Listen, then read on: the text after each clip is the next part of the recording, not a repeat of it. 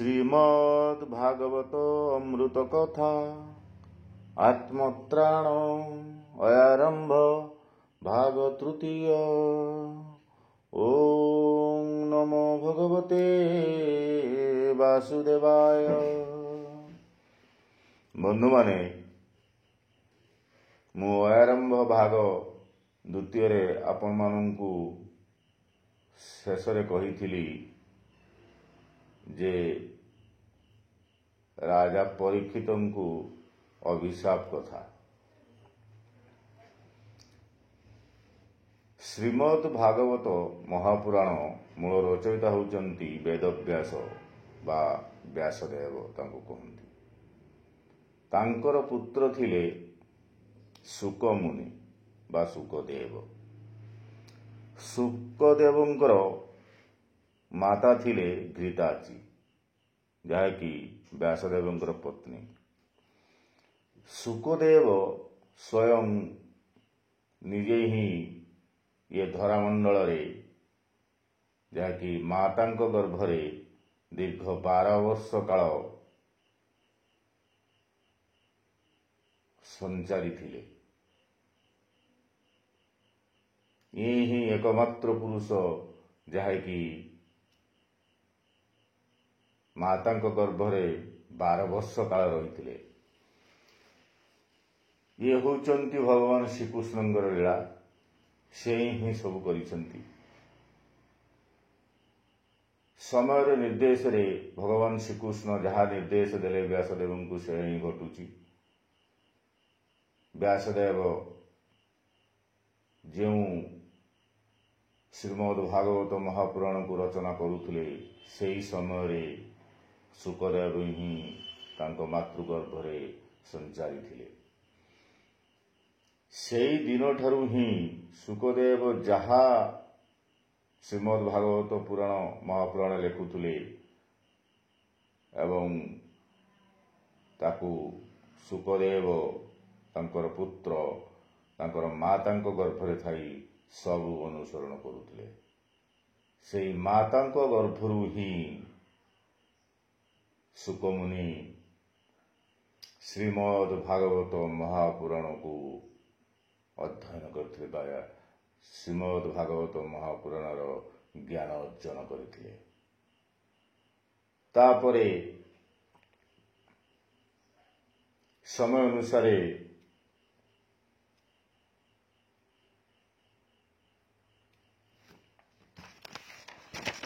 ମହାଭାରତ କଥାରେ ହସ୍ତିନାପୁରର ରାଜା ଥିଲେ ପଞ୍ଚୁ ପାଣ୍ଡବ। ସେଥିମଧ୍ୟରୁ ଅର୍ଜୁନ ହେଉଛନ୍ତି ଅନ୍ୟତମ। ମହାଭାରତ ଶେଷରେ ସମସ୍ତେ ନିଜ ନିଜ ଜାଗାକୁ ପ୍ରତ୍ୟାବର୍ତ୍ତନ କଲେ, କିନ୍ତୁ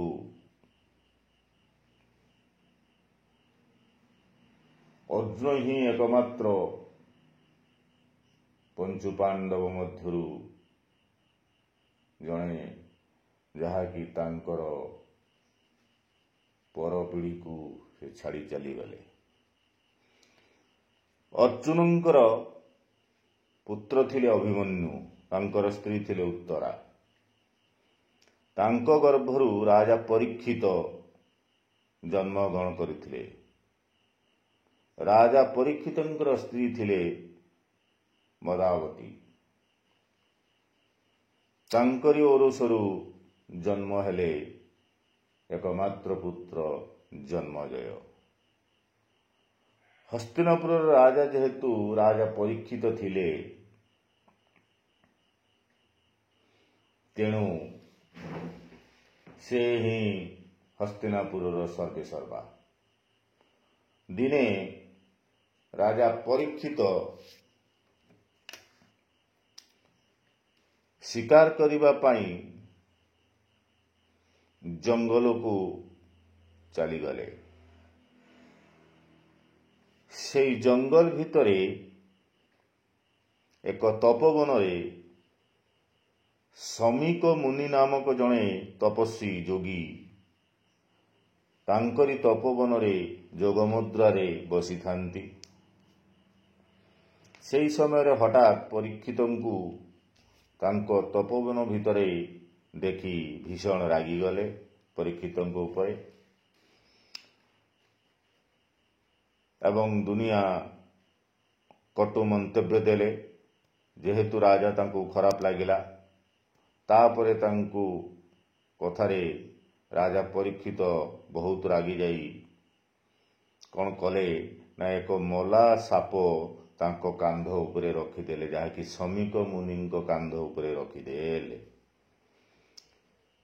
ଶମୀକ ମୁନିଙ୍କର ପୁତ୍ର ଶୃଙ୍ଗି ସେହିଠାରେ ଥାନ୍ତି। ହଠାତ୍ ପିତାଙ୍କର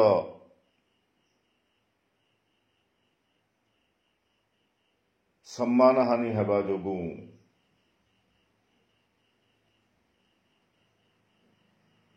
ଏହା ତାଙ୍କୁ ଆଉ ସହ୍ୟ କରିପାରିଲା ନାହିଁ। ଏଇଭଳି କୁକର୍ମ ରାଜା ପରୀକ୍ଷିତଙ୍କ ଦ୍ୱାରା ତାଙ୍କ ପିତା ଶମୀକ ମୁନିଙ୍କ ଉପରେ ଦେଖି ତାଙ୍କୁ ଅଭିଶାପ ଦେଲେ ଶୃଙ୍ଗି, ହେ ରାଜା ପରୀକ୍ଷିତ, ତମେ 7 ଦିନ ଭିତରେ ତୁମେ ସାପ କାମୁଡ଼ାରେ ମରିଯିବ। ତାପରେ ରାଜା ପରୀକ୍ଷିତ ଭୟଭୀତ ହୋଇ ତପୋବନରୁ ପଳେଇ ଆସିଲେ ରାଜଉଆସ। ଆଉ ନିଦ୍ରା ହେଲା ନାହିଁ କି ଭୋକ ବି ହେଲା ନାହିଁ। ସେଇ ଚିନ୍ତାରେ କ'ଣ କରିବେ, ଯେ ସାପଗ୍ରସ୍ତ ହୋଇସାରିଲେଣି, 7 ଦିନ ଭିତରେ ସାପ କାମୁଡ଼ାରେ ମରିବେ, କ'ଣ କରିବେ? ସେଇଠୁ ତାଙ୍କର ମନେ ପଡ଼ିଲା ତାଙ୍କର ଗୁରୁ ଶୁକଦେବଙ୍କ କଥା, ଶୁକମୁନିଙ୍କ କଥା। ତାପରେ ସେ ତାଙ୍କର ସୈନ୍ୟ ସାମନ୍ତ ଧରି ଏବଂ ତାଙ୍କର ରାଜପୁରୋହିତଙ୍କୁ ସାଙ୍ଗରେ ଧରି ସେ ଶୁକମୁନିଙ୍କ ପାଖକୁ ଯାଇ ଏହି ଅଭିଶାପ ବିଷୟରେ ସବୁ କହିଲେ। ତାପରେ ଶୁକମୁନି ପରୀକ୍ଷିତଙ୍କୁ ଜୀବନ ଓ ମରଣ ତତ୍ତ୍ୱ ବିଷୟରେ ଜଣାଇବାକୁ ଯାଇ ଏହିଠାରେ ହିଁ ଶ୍ରୀମଦ୍ ଭାଗବତ ମହାପୁରାଣ ବିଷୟରେ ରାଜା ପରୀକ୍ଷିତଙ୍କୁ ବୁଝାଇଲେ ଜୀବନ ମରଣ ତତ୍ତ୍ୱ ବିଷୟରେ। ଏହି ଜୀବନ ମରଣ ତତ୍ତ୍ୱ ହିଁ ଶ୍ରୀମଦ୍ ଭାଗବତ ମହାପୁରାଣ କୁହାଯାଏ। ଏଇ ଦିନଠାରୁ ହିଁ ଆମ ଜନମାନସରେ ଆଦୃତ ହୋଇ ଆସିଛି ଏହି ଶ୍ରୀମଦ୍ ଭାଗବତ ମହାପୁରାଣ, ଯାହାକି ଶୁକଦେବ ପ୍ରଚାର କରିଥିଲେ ଶ୍ରୀମଦ୍ ଭାଗବତ ମହାପୁରାଣକୁ ଏହି ଜନମାନସରେ। ତେଣୁ ବନ୍ଧୁମାନେ, ଶ୍ରୀମଦ୍ ଭାଗବତ ମହାପୁରାଣ ହେଉଛି ଏଭଳି ଏକ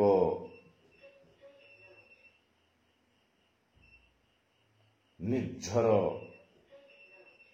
ଦୈବୀ ଶକ୍ତିର ଝରଣା, ଯେଉଁ ଝରଣାରେ ଯିଏ କେହି ଧୋଇ ହୋଇଯାଏ ସେ ହିଁ ମୁକ୍ତି ପାଇଯାଏ, ଆତ୍ମତ୍ରାଣ ଘଟେ। ଆପଣମାନେ ଚେଷ୍ଟା କରନ୍ତୁ ନିଜକୁ ସେଇ ନିର୍ଝର ଝରଣାରେ ଥରେ ଧୋଇ ହେବା ପାଇଁ, କାରଣ ଏ ମଣିଷ ହେଉଛି ଏକ ଏଭଳି ଜୀବ ଯାହାକି ये उभय तृणभोजी आमिष भोजी, herbivores, both herbivores, carnivorous. So ତୃଣଭୋଜୀ ମାନଙ୍କର ମାନସିକ ସନ୍ତୁଳନ ଭଲ ଅବସ୍ଥାରେ ଥାଏ, କିନ୍ତୁ ମାଂସାହାରୀ ମାନଙ୍କର ମାନସିକ ସନ୍ତୁଳନ ବିଘଟିତ ଥାଏ। So, the carnivorous nature of animal is very dangerous rather than herbivorous lives. ତେଣୁ ମୁଁ ଆପଣମାନଙ୍କୁ କହି ରଖୁଛି ଯେ ମାଂସ ଭୋଜି କୋଉମାନେ ନା ତାମସିକ ରାକ୍ଷସ ପ୍ରବୃତ୍ତି ବା ପଶୁ ପ୍ରକୃତି ଯେତେବେଳେ ଏ ମଣିଷ ଶରୀରରେ ମନରେ ଜାଗ୍ରତ ହୁଏ ସେତେବେଳେ ସେ ମାଂସାହାରୀ ହେଇଯାଏ, କାରଣ ତାକୁ ସେତେବେଳେ ମାଂସ ଦରକାର। ସେ କୌଣସି କିଛି ବି ଅପେକ୍ଷା କରେ ନାହିଁ, ତାର କେବଳ ହିଁ ଦରକାର ମାଂସ।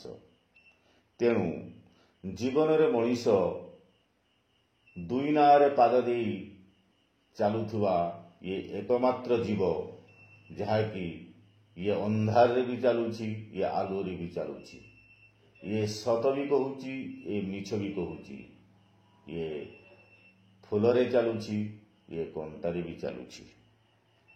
ସେଥିପାଇଁ ଏହି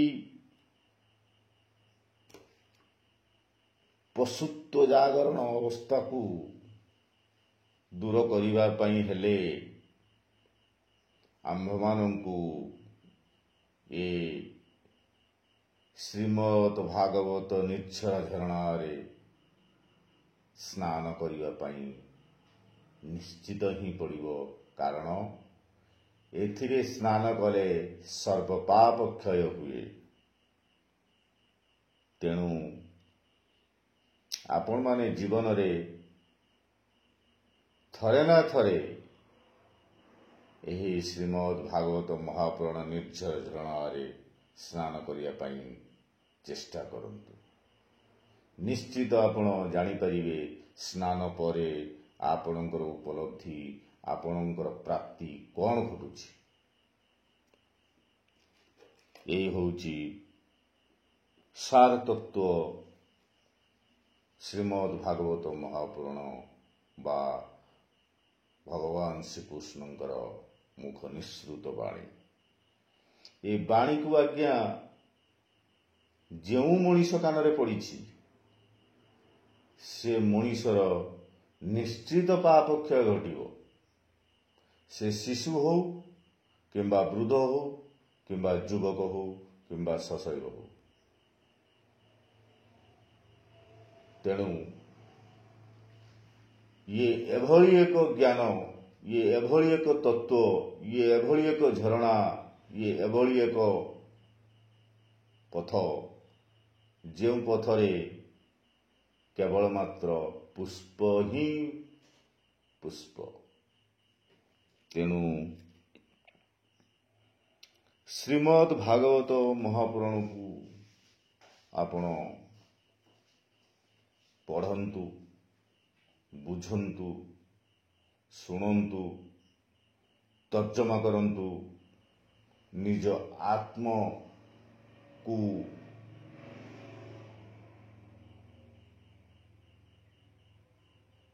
ବିଶେଷ ଧ୍ୟାନମଗ୍ନ କରି ଏହାର ସ୍ୱରୂପକୁ ବୁଝିବା ପାଇଁ ବା